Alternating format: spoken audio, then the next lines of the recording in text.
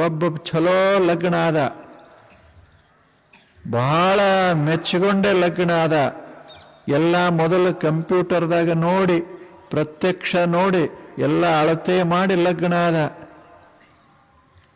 ಮುಂದೆ ಒಂದು ದಿವಸಕ್ಕೆ ಹೋದ, ಒಂದು ನೋಡ್ಲಿಕ್ಕೆ ಹೋದ, ಏನು ಪ್ರದರ್ಶನ ನೋಡ್ಲಿಕ್ಕೆ ಹೋದ, ಜಗತ್ತಿನ ಸೌಂದರ್ಯ ಪ್ರದರ್ಶನ ನೋಡ್ಲಿಕ್ಕೆ ಹೋದ. ಅಲ್ಲಿ ಕೂತು ಮನೆಯವ್ರು ಹಿಂಗಿಲ್ಲ ಅಂದ. ಮನೆಗೆ ಬಂದ, ತರಾದ, ಮನೆಯವ್ರು ಹಿಂಗಿಲ್ಲ, ಮನೆಯವ್ರು ಹಿಂಗೆ, ಮೊದಲ ಮನೆಯವ್ರ ಹಂಗೆ ಯಾರಿಲ್ಲ ಅಂತಿದ್ದ. ಬಂದ ಬಳಿಕ ಮನೆಯವ್ರು ಹಿಂಗಿಲ್ಲ ಅಂದ. ಬಹಳ ಬದಲಾಗಿಲ್ಲ, ಒಂದ ಸಣ್ಣ ವಾಕ್ಯ.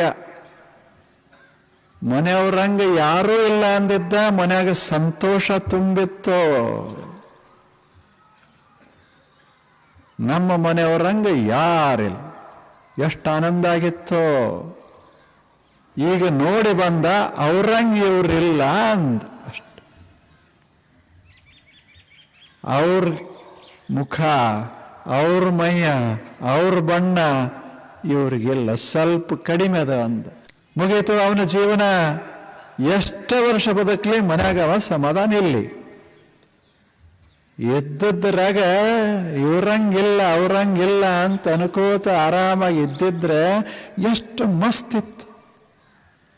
ನಮ್ಮ ಮನೆ ಹಂಗ ಯಾರ್ದಿಲ್ಲ, ನಮ್ಮ ಜನರಂಗೆ ಯಾರ್ದಿಲ್ಲ, ನಮ್ಮ ದೇಶದಂಗೆ ಯಾವುದಿಲ್ಲ. ಹಿಂಗ ಸ್ವಲ್ಪ ಇತ್ತು, ತುಂಬದ ಭಾವ ಇತ್ತು ಅಂದ್ರೆ ಮನುಷ್ಯ ಎಷ್ಟು ಆನಂದ ಪಡ್ತಿದ್ದ. ಆದರೆ ಏನು ಮಾಡೋದು? He forgot the secret of a happiness. ಸಂತೋಷದ ರಹಸ್ಯವನ್ನೇ ಮರೆತ.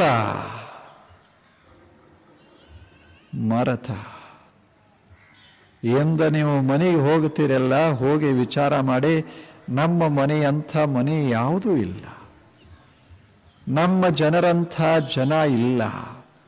ನಮ್ಮ ಮನ್ಯಾಗ ನಾವು ದೇವತೆಗಳಂಗ, ರಾಜರು ಮಹಾರಾಜರಂಗ. ನಮ್ಮ ಮನೆಯಲ್ಲಿ ಸಾಕಷ್ಟು ಅದೇ, ಎಣಸಬಾರದು ಅದೇ. ಉಣ್ಣಾಕ ತಿನ್ನಾಕ ಯಾವ ಕೊರತೆ ಭಗವಂತ ಇಟ್ಟಿಲ್ಲ. ಹಿಂಗಂದ್ರೆ ಮನ್ಯಾಗ ಸ್ವರ್ಗ ಶುರುವಾಗ್ತದ. ಮತ್ತ ಅವ್ರಂಗಿಲ್ಲ ಇವ್ರಂಗಿಲ್ಲ ಅಂತ ಅನ್ಕೋತು ಆದರೆ ಇದೇ ಕ್ಷಣ ಶುರು.